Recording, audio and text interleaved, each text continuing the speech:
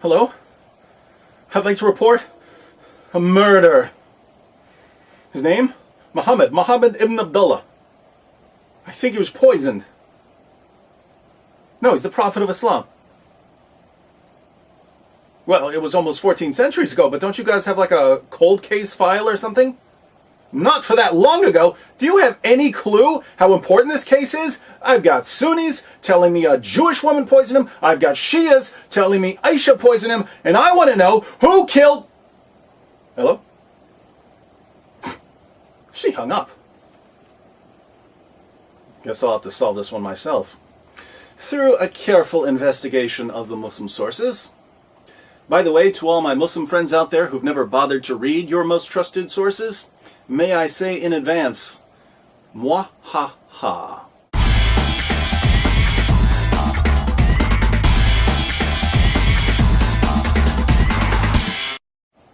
Okay, I've been through the Quran, the Hadith, and the Sirah literature, and I think I've solved the mystery of Muhammad's death. It's actually pretty straightforward. The Muslim sources tell us that Muhammad was poisoned. All we have to do is take everything we know about how Muhammad was killed and ask ourselves, who would have killed him in that particular way? Police do this sort of thing every day. They match up a bullet with the gun that fired the bullet. They match up fingerprints with the finger who left the fingerprints. They match up details of a crime with a criminal who has a certain MO. So to figure out who killed Muhammad, we just need to do a little profiling. But the fact remains you can't prove that I did it. It could have been anybody. It could only be you. By your own admission. The main difficulty we face is that lots of people wanted to kill Muhammad. The pagans wanted to kill him for conquering their cities, smashing their idols, slaughtering their men, raping their women, and enslaving their children. Jews wanted to kill him for seizing their land, destroying their communities, slaughtering their men, raping their women, and enslaving their children. Christians wanted to kill him for threatening to conquer them. Men wanted to kill him, women wanted to kill him, old people wanted to kill him, young people wanted to kill him. Muhammad made a lot of enemies. What's the matter, Rodney? I don't get no respect at all. Fortunately, we can narrow down our list of suspects by ruling out people who would have killed Muhammad in some way other than poisoning. Certain killers like to strangle their victims. They're not going to use poison. Some people prefer knives. Some people set fires. Some people push their victims off cliffs. Colonel Mustard wouldn't poison anybody. He'd use a lead pipe in the ballroom. Interestingly, the Quran tells us how Allah would have killed Muhammad. We find Allah's MO, his preferred method of executing prophets, in Surah 69, verses 44 through 46. According to the Quran, if Muhammad were to invent a false revelation, if he were to make up verses of the Quran, Allah would kill him by severing his aorta. The aorta is the large artery that comes out of the left ventricle of your heart. Some Muslim sources call it the life artery. Let's look at 4 translations of verses 44 through 46, along with a commentary, so we can get a clear idea of what the passage is saying. The Haleli Khan translation reads, "And if he, Muhammad, had forged a false saying concerning us, we surely should have seized him by his right hand, or with power and might, and then certainly should have cut off his life artery." And in parentheses, the translators add, aorta. The Pickthall translation declares, "And if he had invented false sayings concerning us, we assuredly had taken him by the right hand and then severed his life artery." Daud's translation reads, "Had he invented lies concerning us, we would have seized him by the right hand and severed his heart's vein." M.H. Shakir renders these verses, "And if he had fabricated against us some of the sayings, we would certainly have seized him by the right hand, then we would certainly have cut off his aorta." Just so we're clear on the meaning, and no one accuses me of misrepresenting the passage, let me read one of the greatest Muslim commentaries on these verses. This is Tafsir Jalalain. "And had he, namely the Prophet, fabricated any lies against us by communicating from us that which we have not said, we would have assuredly seized him. We would have exacted vengeance against him as punishment by the right hand, by our strength and power. Then we would have assuredly severed his life artery, the aorta of the heart, a vein that connects with it and which, if severed, results in that person's death. So if Muhammad had been a false prophet and a liar and a deceiver, we know how Allah would have killed him. Allah would have cut his aorta. As long as no one severs Muhammad's aorta, then we can rule out Allah as a suspect. I didn't do it. Just because the blood was in my hand doesn't mean I stabbed the man. Now that we've got our strategy, let's turn to the Muslim sources so we can put together our profile. According to Sahih al-Bukhari, Sahih Muslim, and other texts, Muhammad was poisoned by a Jewish woman. Sahih al-Bukhari 26:17. A Jewess brought a poisoned cooked sheep for the Prophet, who ate from it. She was brought to the Prophet and was asked, "Shall we kill her?" He said, "No." Anas added, "I continued to see the effect of the poison on the palate of the mouth of Allah's Messenger." People could see the effect of the poison in Muhammad's mouth. The poison apparently disfigured his palate, making his mouth look strange. Sahih Muslim 54:30. A Jewess came to Allah's Messenger with poisoned mutton, and he took of what had been brought to him. When the effects of this poison were felt by him, he called for her and asked her about that. Whereupon she said, "I had determined to kill you." Thereupon he said, "Allah will never give you the power to do it." Muhammad tells this woman, "Allah will never allow you to kill me." I guess Muhammad didn't know Allah very well, because the poison ultimately did kill him. In case you're wondering why this woman wanted to poison Muhammad, she tells us in Ibn Sa'd. The apostle of Allah sent for Zainab bint al-Harith, that's the woman who poisoned him, and said to her, "What induced you to do what you have done?" She replied, "You have done to my people what you have done. You have killed my father, my uncle, and my husband, so I said to myself, if you are a prophet, the foreleg will inform you. And others have said, if you are a king, we will get rid of you." The woman poisoned Muhammad because he slaughtered her family. Guess Louis Farrakhan got something right. But as a man soweth, the same shall he also reap. And that's why Jesus told Peter, sheathe your sword, because those who live by the sword will die by it. But there's a plot twist here, my friends. You see, Zainab didn't act alone. She had a co-conspirator, someone working behind the scenes, pulling the strings. Sahih al-Bukhari 44:28. The Prophet, in his ailment in which he died, used to say, "O Aisha, I still feel the pain caused by the food I ate at Khaybar, and at this time I feel as if my aorta is being cut from that poison."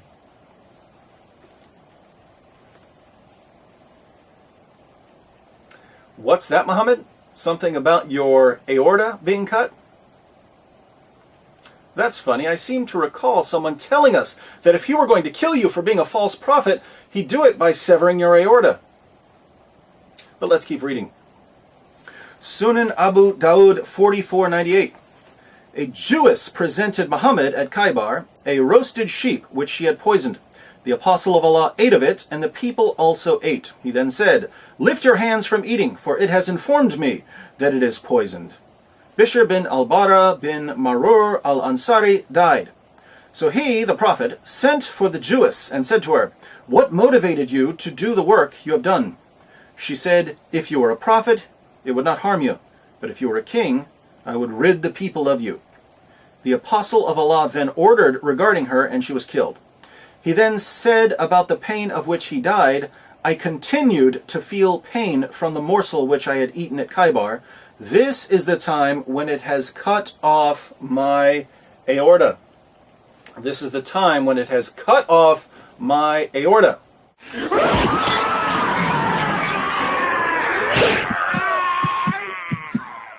Didn't someone tell us in the Quran that he would kill Muhammad by cutting his aorta?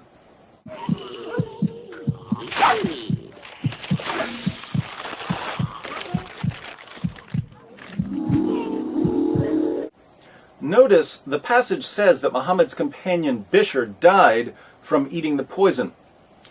Interestingly, before Bishr died, he told Muhammad that as soon as he put the lamb in his mouth, he could taste the poison.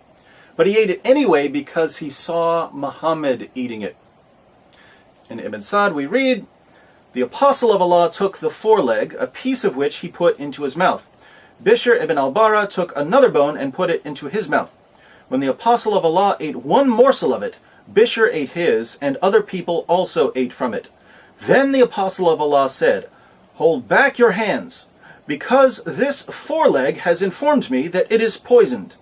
Thereupon Bishr said, 'By him who hath made you great, I discovered it from the morsel I took. Nothing prevented me from spitting it out, but the idea that I did not like to make your food unrelishing. When you had eaten what was in your mouth, I did not like to save my life after yours, and I also thought you would not have eaten it if there was something wrong.' Bishr did not rise from his seat, but his color changed to that of a green cloth." Friends walk together, la la la la. Bishr died because he trusted Muhammad. Muhammad died too. His pain and sickness just lasted much longer. In Sunan Abu Dawud, Muhammad even described his pain to Bishr's mother. Bishr said to the Prophet, during the sickness of which he died, "What do you think about your illness, Apostle of Allah? I do not think about the illness of my son except the poisoned sheep of which he had eaten with you at Khaybar." The Prophet said, "And I do not think about my illness except that. This is the time when it cut off my aorta." There's that aorta again. Tabari, page 124, "The Messenger of God said during the illness from which he died, the mother of Bishr bin al-Bara had come to visit him. Bishr, at this very moment I feel my aorta being severed because of the food I ate with your son at Khaybar." Okay, Muhammad, we get the point about the severed aorta. According to Aisha, Muhammad was in total agony before his death. Sunan ibn Majah, 1622, Aisha said, "I never saw anyone suffer more pain than the Messenger of Allah."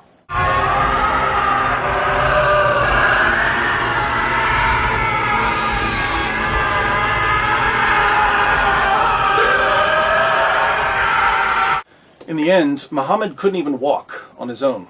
His followers had to drag him around. Sahih al-Bukhari 2588, Aisha said, "When the Prophet became sick and his condition became serious, he requested his wives to allow him to be treated in my house, and they allowed him. He came out leaning on two men while his feet were dragging on the ground."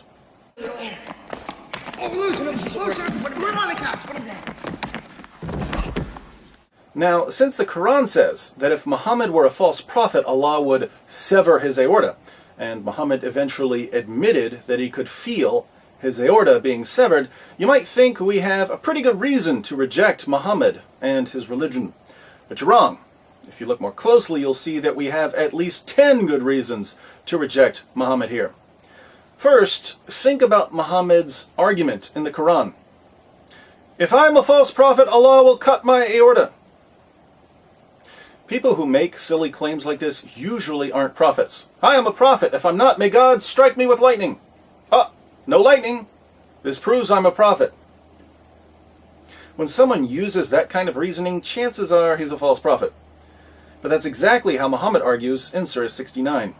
So, logically, if she weighs the same as a duck, she's made of wood. Second, even though these "God will strike me down" claims are usually enough to spot a false prophet, I believe that God sometimes makes things even more clear and obvious for us. If someone's running around saying, "I'm a prophet, God didn't strike me down," God might ignore him, but in some cases God might decide to thoroughly disgrace and humiliate him. And if any false prophet in history was a candidate for divine judgment, it was Muhammad. Now, Surah 69 was a Meccan surah, meaning that Muhammad was reciting this to his followers for years. He spent years telling his companions, "If I'm a false prophet, God's going to sever my aorta." My friends, there are thousands of ways to die. Do you really think it's a coincidence that Muhammad died in exactly the way the Quran said he would die if he's a deceiver and a false prophet? Looks like divine judgment to me. Third, I don't want to call Muhammad stupid because that wouldn't be politically correct. But let's think about this for a moment. Muhammad and his followers attack Khaybar. After the Muslims kill a bunch of men and rape a bunch of women, standard practice for Muslims back then, a Jewish woman comes up to Muhammad. The Muslims had slaughtered her family, and she offers to cook dinner for Muhammad and his band of merry men. And Muhammad accepts her offer. Sure, I love lamb. So nice of you to cook dinner for us after we butchered your father and your husband. Look, if Muhammad doesn't have enough common sense to realize he probably shouldn't eat that lamb, why should we trust anything that comes out of his mouth? If a woman comes up to you and says, "Hi, you slaughtered my family. Care for a delicious meal?" and the only response you can think of is, Yeah, I think so. "Sorry, you're not a real prophet." Fourth, despite the fact that Muslims had slaughtered her family, the Jewish woman, Zainab, was actually open to the possibility that Muhammad was a prophet. She gave him the poison as a test. If he were a true prophet, he wouldn't eat it. If he were a false prophet, he'd die. Since Muhammad died from the poisoning, he failed Zainab's test. Fifth, Muhammad's companion Bishr could taste the poison as soon as he put the lamb in his mouth. Why did he keep eating? He kept eating because he believed in Muhammad. There's no way this lamb is poisoned. Muhammad is eating it. He's the prophet. Bishr's faith in Muhammad got him killed. And I'm willing to lay this down as a rule. If I can't trust you with my dinner, I definitely can't trust you with my salvation. If you can't figure out what's waiting for you in food, how could you possibly know what's waiting for you in the afterlife? Ignorance is bliss. Sixth, when Zainab told Muhammad that she had poisoned him, Muhammad said that Allah would never allow it. But Allah did allow it. So if Muhammad was wrong about Allah then, please explain to me why I should trust him when he tells me other things about Allah. Seventh, Muhammad claimed that the lamb he was eating spoke to him and told him that it was poisoned. So he got a special revelation because he was a prophet. Two questions. One, why didn't the roasted lamb say something 5 minutes earlier, which would have saved Muhammad's life, not to mention Bishr's life? And two, why did Muhammad need a revelation when you could taste the poison? Isn't this proof that Muhammad was actually making up revelations? Isn't it obvious that he tasted the poison, same as Bishr, but instead of saying, "Hey, I taste poison," he said, "It's speaking to me. I'm a prophet." Sounds like a fake to me. Eighth, think about the justice here. The justice is just a little too poetic. This can't be a coincidence. Muhammad did more than anyone else in history to provoke hatred against Jews. Muhammad did more than anyone else in history to oppress women. Muhammad told his followers that women are stupid. And then Muhammad died a miserable, humiliating, wretched death after being outwitted by a Jewish woman. So God didn't merely disgrace Muhammad by severing his aorta, thereby identifying him as a false prophet. God added to Muhammad's degradation by severing his aorta through the hands of a Jewish woman seeking vengeance against the man who had brought her community nothing but death and rape. Fair is fair. We didn't start this. We didn't mean it to happen, but we're not giving up till you pay. Fair is fair.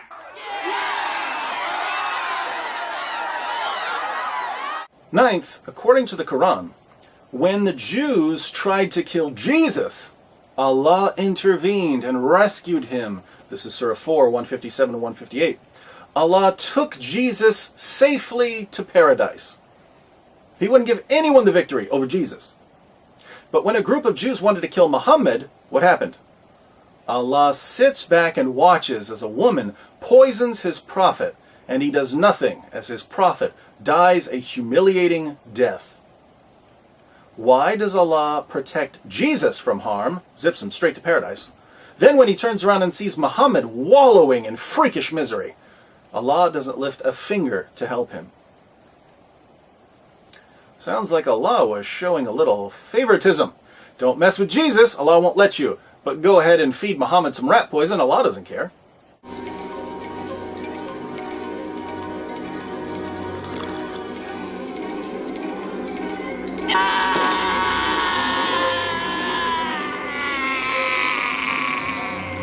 Finally, Muhammad's greatest wish was to die in battle. Sahih al-Bukhari 2797. The Prophet said, "By him in whose hands my soul is, I would love to be martyred in Allah's cause and then come back to life and then get martyred and then come back to life again and then get martyred and then come back to life again and then get martyred." If you read the Muslim sources, you know that every time Muhammad wants something, Allah gives him a special revelation, granting him what he desires. Muhammad wants to have sex with Aisha, Allah gives him a revelation. Muhammad wants more than 4 wives, Allah gives him a revelation. Muhammad wants to marry the divorced wife of his own adopted son, Allah gives him a revelation. Allah's got nothing to do but sit around all day making Muhammad's dreams come true. Well, I've read about genies, but I never thought they really... It's like something out of the Arabian Nights. Muhammad's ultimate wish was to die in battle. It was his greatest desire. But instead of letting Muhammad die while fighting the Jews, Allah lets him die a disgraceful death in utter agony at the hands of a Jewish woman. Death by leg of lamb. After spending more than 2 decades granting Muhammad anything he wanted, Allah suddenly decides not to give Muhammad what he wanted most. It seems Allah had a change of heart. Putting all of this together, we found at least 10 reasons to reject Islam just by examining Muhammad's death. If we look at how he lived, of course, we have another 1 trillion or so reasons to conclude that he's a false prophet. What I find most interesting, though, is that Muslims will be upset with me for making this video. They'll complain about the movie clips I use. They'll complain about the things I've said. David, how dare you put up a Weekend at Bernie's clip to illustrate what we read in Bukhari? But let me be perfectly clear. Nothing I've said about Muhammad comes anywhere near what God said about Muhammad. I'll go a step further. If you take everything that people have ever said or done to insult Muhammad, Salman Rushdie's satanic verses, the Danish cartoons, people burning the Quran, if you take everything critical of Muhammad and roll it up into one big ball, that's nothing compared to the way that God insulted and condemned Muhammad. There's no comparison between some guy drawing a picture of Muhammad and God severing his aorta to humiliate him. God is the ultimate critic of Muhammad. So what are you going to do, my Muslim friends? Are you going to run around calling God an Islamophobic bigot because he insulted Muhammad? Or are you going to accept correction from the Almighty? Islam means submission. You Muslims think it refers to submission to God. But God's already given his answer. He commands you to reject Muhammad. If you continue believing in Muhammad, what you're really saying is, God can't make me stop believing in Muhammad. I don't care what God says. I'll believe Muhammad anyway. But in that case, Islam isn't submission to God. It's submission to Muhammad. If you care more about Muhammad than you care about God, you guys are living in Shirk Central.